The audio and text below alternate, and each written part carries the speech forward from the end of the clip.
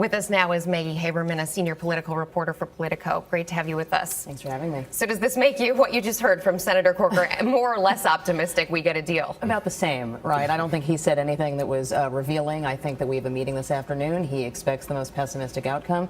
I think that's about right. I think we could get some form of a deal. I think there is a bit of panic now on both sides, all sides, because we are talking essentially about 3 people in a room, 4 people in a room. Without a deal, if we don't get one, what are the chances then that we get something else and in substantive in January, or does it look even less likely now? Personally, I think it looks even less likely. Look, without a crystal ball, it is a little hard to say, but I think Corker is right, that I think that the more we punt on this, the less likely it is going to be. There is no indication right now heading into January that Congress and the president are more prepared to deal with the grander scheme here as opposed to something smaller. But Maggie, what about the notion that a lot of people at this point might want to punt on this, and that is Republicans in Congress specifically then can say in January, if they pass a new bill, that they cut taxes, technically speaking.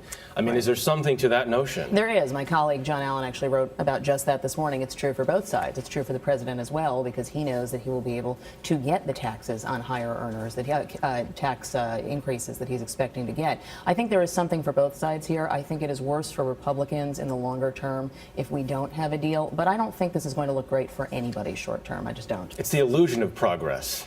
It's the illusion of progress, but, look, if we don't have a deal, we are opening markets that are going to be in a bit of turmoil next week, right? I mean, that is what voters are going to see. They're not going to look at a balance sheet and say, well, this is actually worse for Boehner's caucus than it is for the president. And not just here in the United States, but the world is watching as we do all of this. That's right. I mean, there are serious global implications. In terms of the recovery for the U.S. economy, this is obviously going to have a bad effect.